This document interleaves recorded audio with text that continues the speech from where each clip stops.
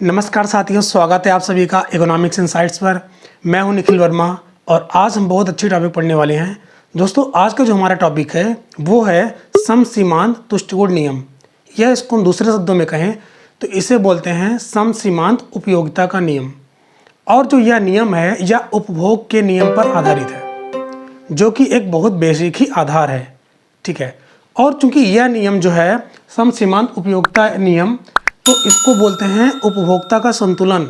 इसमें हम देखते हैं कि उपभोक्ता का संतुलन किस बिंदु पर होता है, और इस नियम को समसीमांत प्रतिस्थापन का नियम भी बोला जाता है, और इस नियम को अधिकतम संतुष्टि का नियम भी बोला जाता है।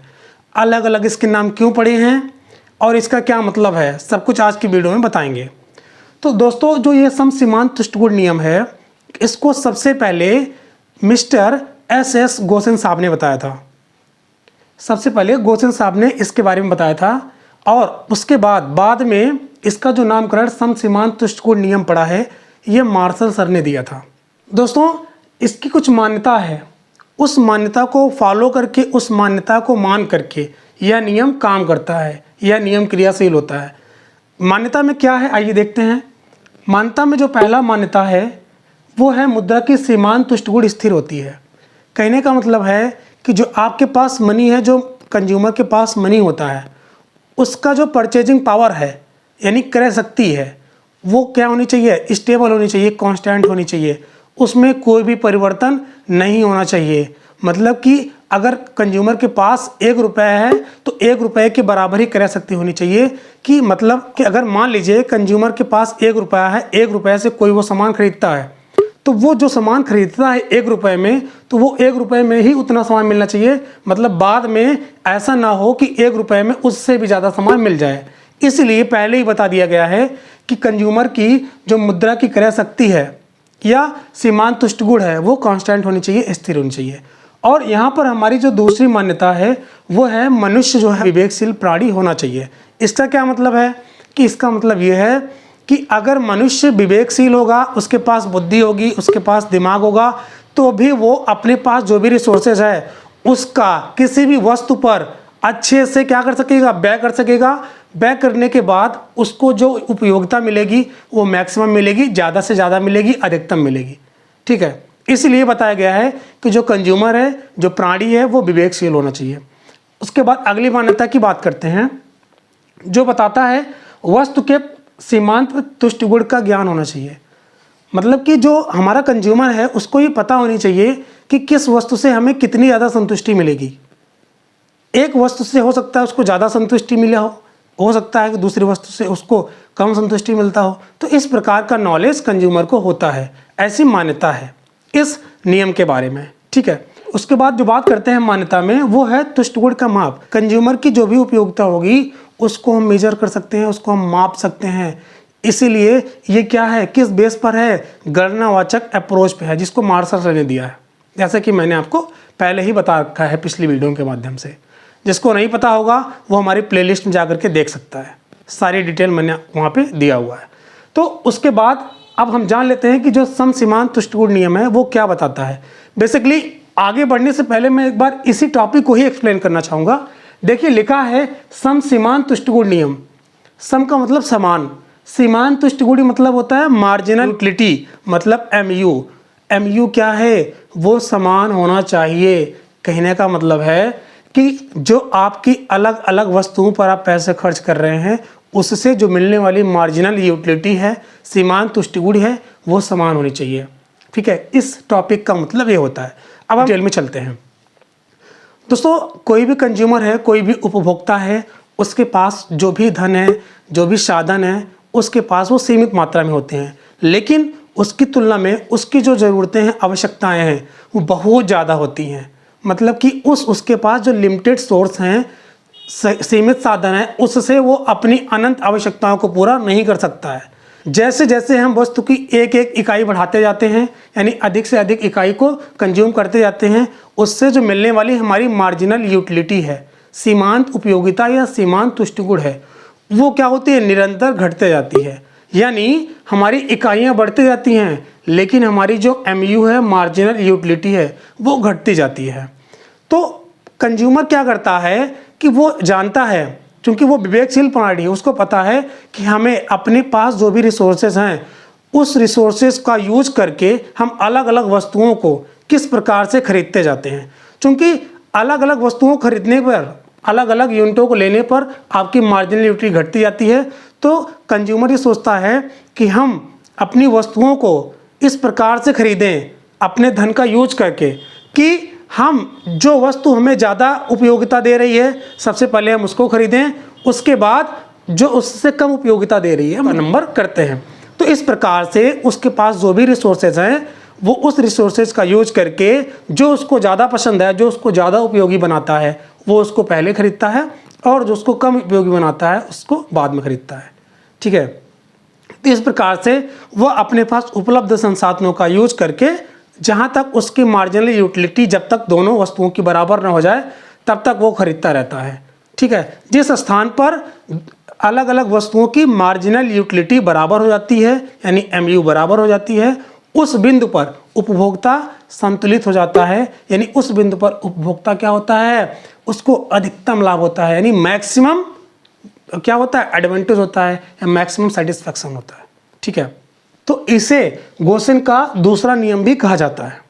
ठीक है, और जैसा कि मैंने बताया कि उपभोक्ता, कोई भी उपभोक्ता है वो अलग अलग वस्तुओं को खरीदता है, और तब तक वो अलग अलग वस्तुओं को खरीदता है अपने उपलब्ध संसाधनों से जब तक कि सभी वस्तुओं से मिलने वाली जो मार्जिनल यूटिलिटी है MUX = MUI, जहाँ पर जो X है ये बताता है कि कोई पार्टिकुलर X वस्तु है जिसकी मार्जिनल यूटिलिटी यहाँ पे दी हुई है, और यहाँ पर जो MUY है जिसको बोलते हैं मार्जिनल यूटिलिटी ऑफ Y, मतलब Y भी एक कोई कमोडिटी है, कोई वस्तु है, और उससे जो मिलने वाली मार्जिनल यूटिलिटी है यानी सीमांत तुष्टिगण, ये दोनों बराबर होनी चाहिए।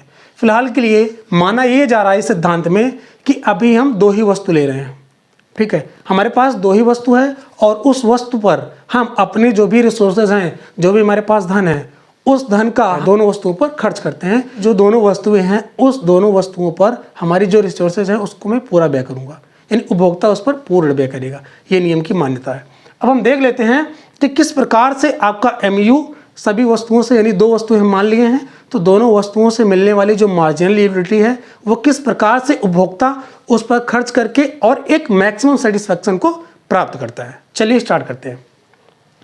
दोस्तों, मान्यता ये है कि कोई भी कंज्यूमर है उसके पास फिलहाल के लिए 6 रुपये है, उसके पास जो भी रिसोर्सेज है वो 6 रुपये के बराबर है, और उस 6 रुपये को जैसा कि माना गया है कि केवल अभी दो ही वस्तु है जिसको वो कंज्यूमर परचेज करेगा, जिसको कंज्यूमर खरीदेगा, और उस बिंदु पर स्थित हो जाएगा, उस बिंदु पर अस्थायी हो जाएगा जहाँ पर उसको हाई सेटिस्फैक्शन मिले, मैक्सिमम सेटिस्फैक्शन मिले। ठीक है, तो क्या करता है, और दूसरी बात बता दूं, यहाँ पर दो ही वस्तु है, मिठाई और फल, और इस मिठाई और फल को जो उपभोक्ता खरीदेगा, मतलब मिठाई भी 1 रुपये की होगी और फल भी 1 रुपये का होगा, मतलब 6 रुपये में वो किस प्रकार से मिठाई को कितना खरीदता है और फल को कितना खरीदता है, जिसके बाद उसको मैक्सिमम सेटिस्फैक्शन मिलता है। एक तालिका द्वारा, एक शेड्यूल द्वारा समझाते हैं ये किस प्रकार से निकल के आता है, कहाँ पर जो कंज्यूमर है उसका सेटिस्फैक्शन ज़्यादा होता है। दोस्तों, जैसा कि यहाँ पे लिखा हुआ है ये रुपया है, इस कॉलम में आपको क्या दिया गया है, रुपया दिया है। रुपया कितना है, कंज्यूमर के पास 6 रुपये है, और यहाँ पर जो मिठाई दी गई है, जैसा कि मिठाई माना गया है कि मिठाई और फल दो ही आपके पास वस्तु हैं खरीदने के लिए कंज्यूमर के पास, तो यहाँ पे इस सेक्शन में मिठाई दिया हुआ है और इस सेक्शन में फल दिया गया है। और यहाँ पे जो मिठाई दिया है, मिठाई से मिलने वाली जो मार्जिनल यूटिलिटी है, सीमांत उपयोगिता है, यहाँ पे दिया गया है, और जो फल है, फल की मार्जिनल यूटिलिटी यानी सीमांत उपयोगिता यहाँ पर इस सेक्शन में दिया हुआ है। अब हम देखते हैं कि कोई भी कंज्यूमर है वो अपने रुपयों के किस प्रकार से इन दोनों वस्तुओं पर व्यय करता है, और व्यय करके मैक्सिमम सेटिस्फैक्शन को क्या करता है, ग्रहण करता है, प्राप्त करता है। यहाँ पर देखिए दोस्तों, जैसे ये मिठाई है, ये फल है, ठीक है, और उसके बाद 1 रुपये, पहला वो रुपया किस पर खर्च करेगा, यहाँ से मार्जिनल यूटिलिटी 20 मिल रही है, यहाँ पर जो मार्जिनल यूटिलिटी है वो 14 मिल रही है। तो जाहिर सी बात है उपभोक्ता किस पर जाएगा, सबसे पहले मिठाई पर जाएगा, क्योंकि इसकी मार्जिनल यूटिलिटी ज़्यादा है, तो इसलिए पहला रुपया है वो यहाँ पर खर्च कर देगा।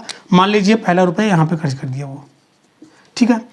अब जब ये मिठाई को खरीद लेगा, अब उसके पास 5 रुपये बचा है, उसके बाद फिर ये देखेगा मार्जिनल यूटिलिटी कहाँ पे मिल रही है, तो 20 के बाद वो आएगा 15 पर, क्योंकि 14 पर तो जाएगा नहीं, 15 पे आएगा, यानी दूसरा रुपये यहाँ पे खर्च करेगा।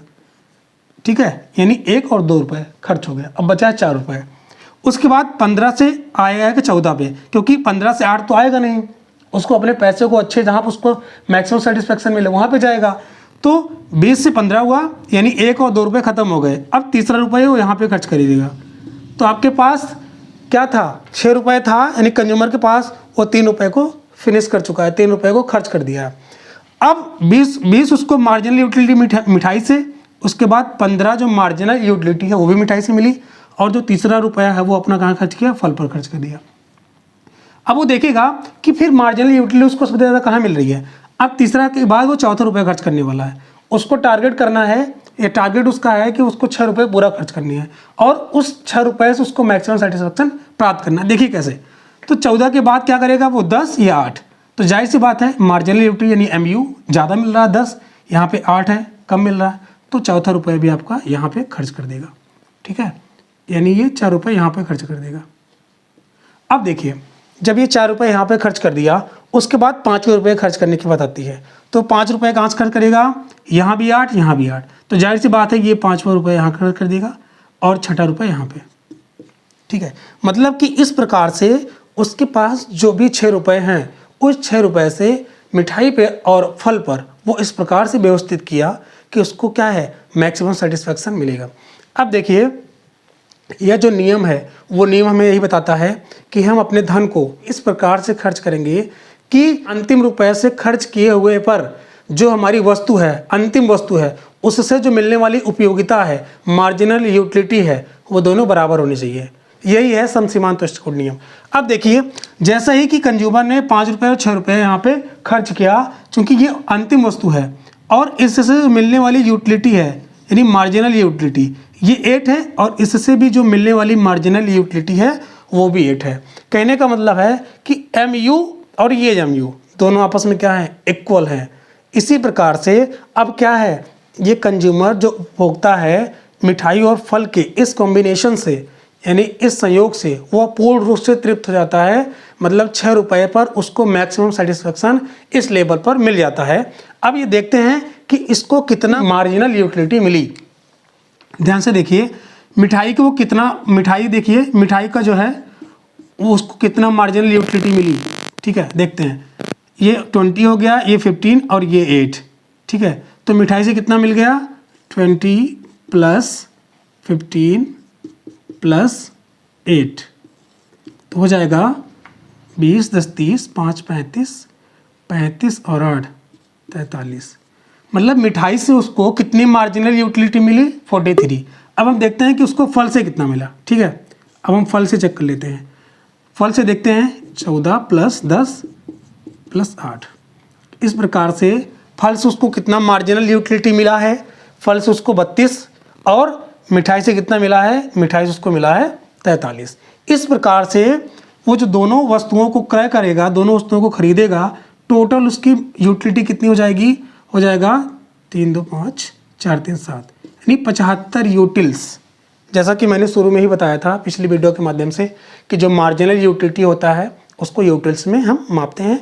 यूटिल्स क्या है, एक स्केल है जो काल्पनिक है। ठीक है, उसको केवल इमेजिन किया गया है। तो यहाँ पर आप देख रहे हैं कि मिठाई और फल से उसको जो टोटल यूटिलिटी मिली है यानी मार्जिनल यूटिलिटी, तो क्या है, उसको 75 यूटिल्स के बराबर मिला है। अगर मान लीजिए कि ये जो कंज्यूमर है जिसके पास 6 रुपये है, अगर वो 6 रुपये को अपना वो इस प्रकार से व्यवस्थित करे कि मान लीजिए अगर वो केवल मिठाई और मिठाई की यानी 20 मार्जिनल यूटिलिटी लेता है और 15 लेता है, और बाकी जो रुपया है यानी 2 रुपये तो यहाँ खर्च हो गए, बचा 4 रुपये, तो 4 रुपये पर इन यानी फल पर वो खर्च कर देता है। मिठाई को कितना, 2 ही यानी 20 और 15 यानी 2 बार लेता है, और फल को यानी 14, 10 और 8 और 3। इस प्रकार से अगर वो लेगा तो उसका जो संतुष्टि का लेवल है यानी जहाँ पर आपको मार्जिनल यूटिलिटी दोनों वस्तुओं से 75 मिली, वहाँ पर वो असंतुलन की अवस्था में आ जाएगा। ठीक है, देखिए कैसे, इसको जानने के लिए आपको पता होना चाहिए कि यहाँ पे 75 जो यूटिल्स मिला है उपभोक्ता को वो मैक्सिमम सेटिस्फेक्शन है। मतलब आप कोई भी कम्बिनेशन अगर आप लेंगे तो 75 यूटिल्स किसी में भी नहीं आएगा। ठीक है, ये हाईएस्ट है। अगर आप कोई भी कम्बिनेशन और लेंगे तो 75 से ही कम आएगा, और 75 से कम आने का मतलब है जो कंज्यूमर है वो असंतुलन की अवस्था में आ जाएगा। ठीक है, अच्छा ऐसे ही दिखा देते हैं, मतलब ये मान चलते हैं कि मिठाई की केवल 20 और 15 मार्जिनल यूटिलिटी देता है और फल को 14, 10, 8 और 3 लेता है। अब यहाँ से 20 और 15 को मैंने जोड़ लिया, 35 आया। ठीक है, अब हम इसको जोड़ते हैं, 4, 8, 4, 12, 12, 3, 15। ठीक, 8, 3, 11, 11, 4, 15 हो गया। उसके बाद 1, 1, 2, 1, 3, 3, तो इन दोनों को ऐड कर लेंगे तो कितना हो जाएगा टोटल 70। तो आप यहाँ पे देख रहे हैं, अगर कंज्यूमर ऐसा करता है कि वो मिठाई को केवल 1 और 2 रुपए खर्च करता है मिठाई पर, ठीक है, यानी 20 मार्जिनल यूटिलिटी लेता है और 15 लेता है, लेकिन फल पर जो है इतना लेता है, तो इस प्रकार से यहाँ पर देखेंगे कि आपकी जो मार्जिनल यूटिलिटी दोनों से मिलकर आई है, यानी कुल उपयोगिता वो 70 आई है, जो कि 75 से कम है। इसलिए कभी भी कंज्यूमर ये नहीं चाहेगा कि वो कभी भी 1 और 2 रुपए इस मिठाई पर खर्च करे और 4 रुपए फल पर खर्च करे। लेकिन अगर वो ऐसा करता है कि 1 रुपये इस पर, 2 रुपये इस पर, तीसरा इस पर और चौथा 10 पर और पाँचवां 8 पर और छठवां इस 8 पर, तो इस प्रकार से अगर वो कम्बिनेशन को सिलेक्ट करेगा तो उसको मैक्सिमम सेटिस्फेक्शन मिलेगा, जहाँ पर वो स्टेबल रहना चाहता है, विचलित नहीं होना चाहता है। ठीक है, आई होप आपको इतनी बातें समझ में आई होंगी कि किस प्रकार से कोई भी कंज्यूमर है वो अपनी सेटिस्फाई को मैक्सिमम करने के लिए वस्तुओं का किस प्रकार से कम्बिनेशन करता है। अब हम बात करते हैं कि जो मॉडर्न इकोनॉमिस्ट हैं, जो आधुनिक अर्थशास्त्री हैं, इस सम सीमांत उपयोगिता जो नियम है, सम सीमांत तुष्टिगुण नियम है, इस नियम को किस प्रकार से देखते हैं। जो मॉडर्न इकोनॉमिस्ट हैं वो बताते हैं कि अगर कोई उपभोक्ता है वो अलग अलग वस्तुओं को खरीदता है, तो जो अलग अलग वस्तुओं को खरीदता है जितने रुपए दे करके, उस वस्तु से मिलने वाली मार्जिनल यूटिलिटी और उस वस्तु पर किया गया खर्च यानी पैसा, उन दोनों का अनुपात क्या होता है, इक्वल होता है। समझिए कैसे, जैसा कि यहाँ पे लिखा हुआ है कि marginal utility of x upon P x, यहाँ की मार्जिनल यूटिलिटी यानी MU यानी सीमांत उपयोगिता ऑफ एक्स लिखा है कि एक्स का मतलब कोई पार्टिकुलर वस्तु है, ठीक है, वो कुछ भी हो सकता है। और यहाँ पर पी एक्स का मतलब है कि जिस वस्तु को यानी एक्स वस्तु को जो आप खरीद रहे हैं उस पर जितना रुपये आपने खर्च किया है वो यहाँ पर पी एक्स है। उसके बाद वो इक्वल होगा किसके, जो आपने अलग वस्तु खरीद ला, दूसरी वस्तु। जैसे मान लीजिए कोई वाई वस्तु है, उसको आपने खरीदा है और उस वाई वस्तु को खरीदने पर जो आपने पैसे दिए हैं उससे ये डिवाइड हो जाएगा। इसी प्रकार मान लीजिए आप अलग अलग वस्तुओं को अलग अलग मूल्य देकर के खरीदते हैं, लेकिन अलग अलग वस्तुओं से आपकी जो मार्जिनल यूटिलिटी है, सीमांत उपयोगिता है, वो अलग अलग होगी और उसके प्राइस भी अलग अलग होंगे, यानी सबका जो अनुपात होगा वो कैसा होगा, इक्वल होगा। ठीक है, और यहाँ पर जो MUX अपॉन PX लिखा है ये केवल एक वस्तु का पर रुपया, जैसे कि यहाँ पर लिखा है मार्जिनल यूटिलिटी पर रुपया, यानी 1 रुपये पर जो आपकी मार्जिनल यूटिलिटी है किसी भी वस्तु की वो कितना है। अगर X वस्तु है तो कितनी हो जाएगी, MUX अपॉन PX। अगर Y वस्तु है तो MUY अपॉन PY। अगर मान लीजिए कि इस प्रकार कोई भी वस्तु है तो उस वस्तु का मार्जिनल यूटिलिटी लेंगे और उस पर जितना भी कंज्यूमर व्यय करता है, जितना भी खर्च करता है, उसके प्राइस को नीचे रखेंगे। तो इस प्रकार से आधुनिक अर्थशास्त्री ने ये फार्मूले दिया और बताया कि किस प्रकार से कोई भी कंज्यूमर है वो मैक्सिमम सेटिस्फैक्शन को प्राप्त कर सकता है। आई होप आपकी इस पूरे सिनेरियो में आपको पूरा वीडियो समझ में आया होगा। मिलते हैं किसी और अच्छे टॉपिक के साथ, तब तक के लिए अपना ख्याल रखिए। धन्यवाद।